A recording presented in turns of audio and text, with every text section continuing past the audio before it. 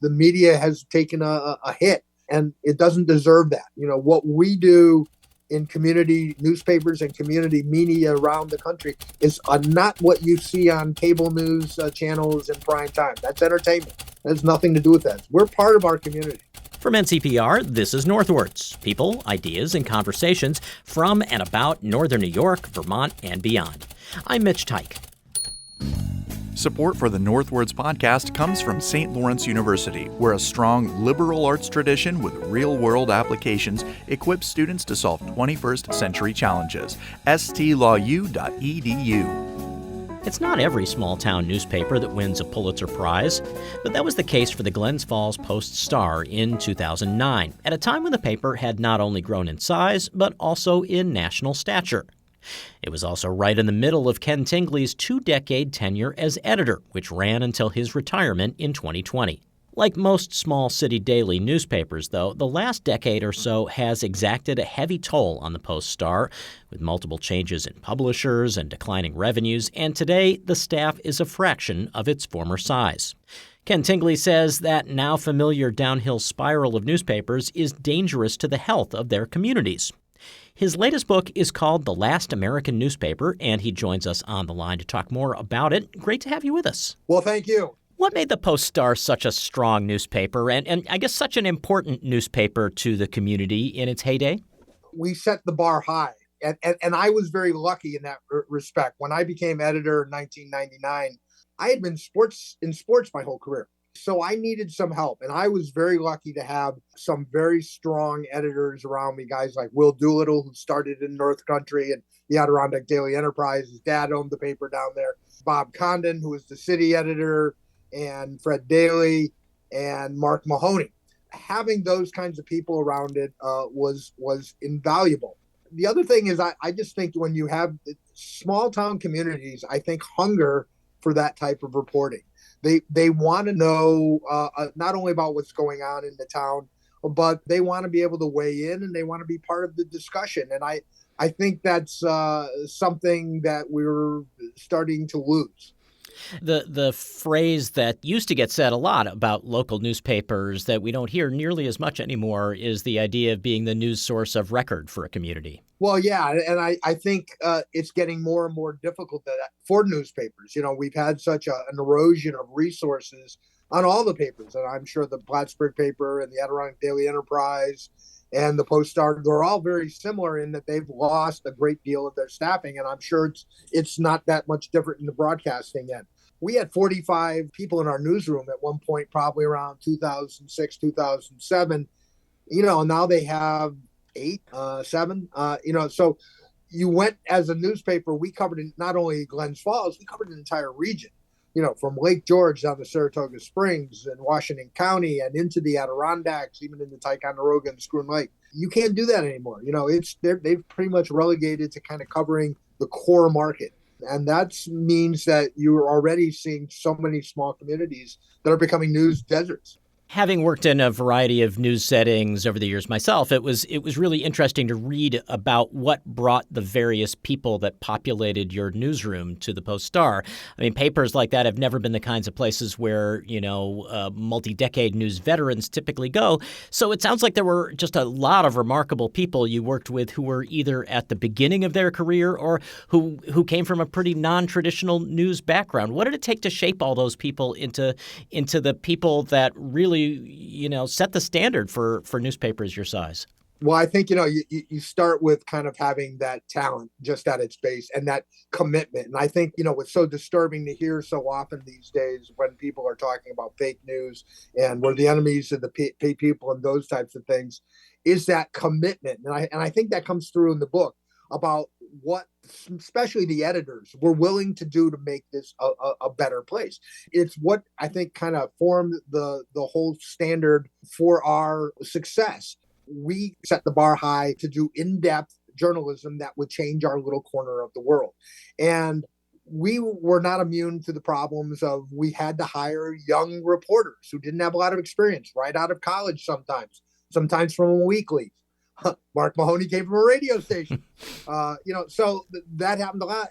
But our goal was to then mold them and make them and set the bar high And when you have reporters who are ambitious and want to succeed, they do amazing things. And we have many success stories of reporters who went on and did fantastic things and went on to bigger newspapers and all kinds of success in the business of journalism. The communities the paper covers, or certainly covered in its heyday, are not huge. And yet, as I read this book, I'm struck by just how many stories of national significance the paper has brought to the fore over the years, whether it was locally significant stories or stories that really had national resonance. Yeah, a couple of examples. In 2002, the state of Vermont had a really contentious discussion about same-sex marriage, civil unions. And one of our reporters was paying attention to that. It ended up writing a story called Growing Up Gay in the North Country and really talking to a lot of gay people about what it was like to grow up in small towns in the Adirondacks where you didn't have role models, where you were different, and it was difficult. This is 2002. And same-sex marriage in New York wasn't passed until 2011, I believe. So 9 years later, that discussion was ongoing. And even then, it was still contentious. It cost Roy McDonald, who's a state senator down here, his job because of his vote on that. And then even just this past year, did the federal finally pass same-sex marriage as well. So there's a 20-year discussion going on there. And the other one was, back in was it 2007, 2008, a guy in the community from the Council for Prevention brought to us and said, I'm seeing more people addicted to pills than I've ever seen in my life. We had never heard of OxyContin. We didn't know anything about that. We didn't know anything about the Sackler family. And we were, I think, one of the first newspapers to really do a story about the opioid epidemic and how it led to heroin addiction and those kinds of things. And, you're just way ahead of the curve on that. And the community responded with that. Everyone had a story about that. They knew somebody or had heard of someone. And I think it made a huge difference in how addiction was perceived and the problem that it was. I think about working in local news in a small-sized city in Arizona on 9/11, and one of the things that really struck me in reading this book was remembering the time when local papers were also really a window on the broader world. You wrote about 9/11 and how the paper covered it. Can you talk about that day and how the Post-Star approached covering 9/11? Well, I think it's obvious that none of us had ever approached anything remotely like that. I was, 2 years into my tenure as editor, and I remember coming in that morning and getting a phone call to turn on the TV and look at what's happening. And we all stood there for 5 minutes or something.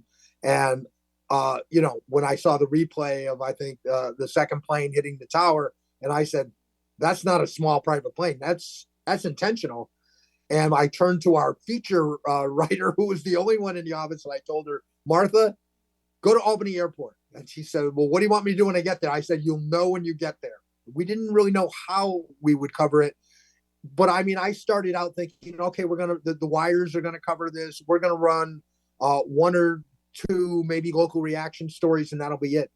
By the end of the day, the Post-Star had published 24 local stories. We had found a man who was local guy hiding in a basement of a building in the Twin Towers. We found another guy who was at the Pentagon who had escaped just barely with his life when the plane hit there. Those were front page stories. And all, the stories just coming in. Every reporter came into the office and responded with their own angle on stories and how people were feeling and how people were reacting to it. And then, the publisher came out and said, we have to do an extra edition to explain this. And we had an extra edition on top of that. So it was, one of those just incredible days. I had the unique experience years later. I think I was at the Smithsonian and they had an exhibit on 9/11 and I was watching a lot of the television coverage. And I'm like, I had no idea this was what was being reported and what was said because I was so tuned in to my own job and reacting to the news that was flying at me it seemed like every 5 minutes something new was happening. So it's taken a long time to kind of catch up to what happened on 9/11 for those of us who kind of lived through it. Why was it so important for you to write this book? Well, I think a lot of it is the recent times. I think the media has taken a hit and it doesn't deserve that. What we do in community newspapers and community media around the country is not what you see on cable news channels in prime time. That's entertainment. It has nothing to do with that. We're part of our community. We take this job very seriously. And I really felt that people were starting to forget the stories that we did that made a difference. Things like the heroin series. We did a series on domestic violence after one of our editorial page editor had witnessed a murder where a husband had killed his wife in broad daylight at a convenience store. So I wanted them to remember that, this was the type of journalism that was being done, that was helping the community, that was keeping you informed. And more importantly, to ask that question, who's going to do it in the future? There are several stories you write about that kind of seem emblematic of how the climate has changed for the relationship between the media and the citizens at large. And I'm thinking especially about how the Post-Star covered the rise of Congresswoman Stefanik and also how it covered the financial crisis at the hospital in Glens Falls. What makes those two stories especially significant in your eyes? Well, I think, they were kind of pushback. And I guess, in both cases, you have community institutions that are butting heads. In the case of Congresswoman Stefanik, we came out during the 2018 campaign. We were really growing kind of tired of the tenor of the debate going on. It was all very negative, and the campaign advertising was horrible, and nobody wanted to see it. And there was no talk of the issues.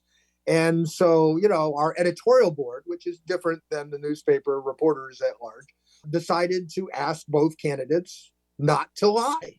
Now, I kind of thought this was ingenious. I thought this was a really great way. Who's going to, say, no way, I'm not going to lie. Yet Congressman Stefanik never took that pledge.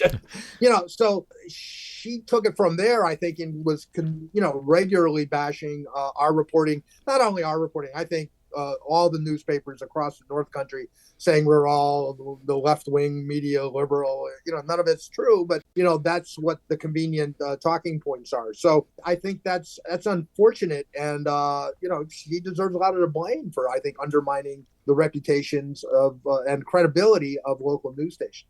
In the case of the hospital, again, another community institution where they came out to us and told us how they were losing a great deal of money. They had closed 2 departments, were cutting back on outpatient care. This is all affecting the community. Glens Falls is a hub of for medical around the entire region. When we started reporting on it and we started hearing that the numbers were even worse than what they were reporting and things were worse, and then they denied it and repeatedly denied it. And we had, we were having employees who were coming with this, and they had a billing system that didn't work. And I mean, it was a lot of problems, and it was a shame. It was probably one of the most discouraging times of my career to see someplace like the community hospital going after the newspaper the way they did. And it stood up. That reporting has stood up. And unfortunately, the hospital has not been held accountable since then either, in terms of, we have not seen I haven't seen any financial information at all. How are they doing? And we know that hospitals are struggling. That's important to people. And at the same time, this was a case where the money behind the newspaper no longer had your back necessarily. Well, yeah, certainly at the end. That's where we felt like the publisher was protecting the hospital by the end of it. But, we kept fighting the good fight. We weren't going to be cowed by that, and we continued to stand up for the journalism and the facts that mattered. So when I wake up in the morning, and I imagine you as well, I can turn on my phone and scan the headlines in the New York Times or the Washington Post or the Wall Street Journal, listen to the news on the radio or on an app. How do you describe to people what's missing then from not having a robust local newspaper waiting on the doorstep in the morning anymore, or when they get home from work in the evening? I think it starts with the depth journalism. I think there's enough weekly newspapers and digital components that you can piece together a lot of the information that you need if you're willing to go to 3 or 4 different sources. The great thing about a paper like the Post-Star over the years was it was one-stop shopping. You had everything there right at your fingertips. And I think the biggest thing that's missing now is, we used to do an in-depth story in every Sunday paper, and sometimes a huge 3 and 4 part series or a project. as some of the ones I talked about that really got people thinking about what was going on. And we're not seeing that hardly at all. And, that's going to lead to problems, and even, the other part is just not covering a lot of the community meetings. I found out this year that the town of Queensbury, where I live, is going to increase taxes 56%. Well, that's an amazingly large figure. If we had ever reported that when I was editor, people would have been coming out of the woodwork. They would have been screaming. They would have been calling the supervisor and the town council. They would have been showing up at meetings and protesting, and it wouldn't have happened. Well, they never covered that meeting. And so then no one knew it was happening. So we just saw it in our tax bill. And that's where it's going. You're going to, your taxes are going to go up. You're going to, fewer people are going to vote. And there's going to be a lot more problems in your community where politicians will be able to kind of do what they want.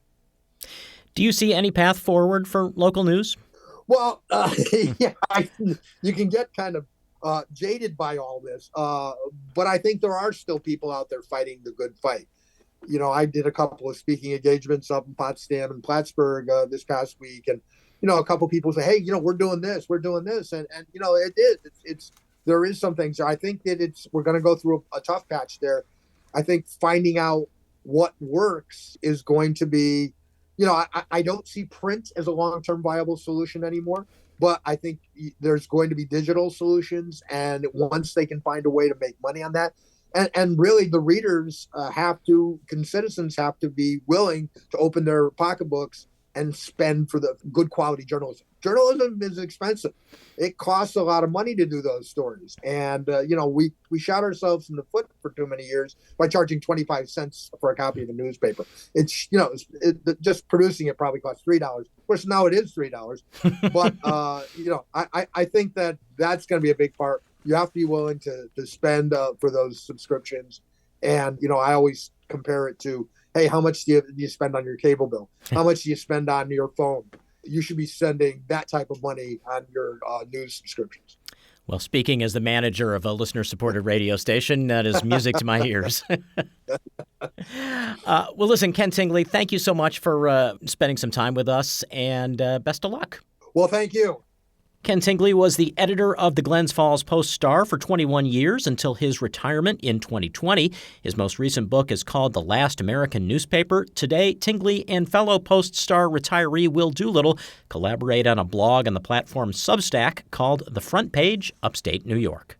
You'll find a link from ncpr.org/northwards. Thanks so much for listening to this episode of Northwards. I'm Mitch Teich. I hope you enjoyed our interview, and you can catch new content every Friday right here or wherever you get your podcasts. Find out more about Northwards and NCPR on our mobile app or at our website, ncpr.org. And while you're there, make a donation to support everything you hear on North Country Public Radio.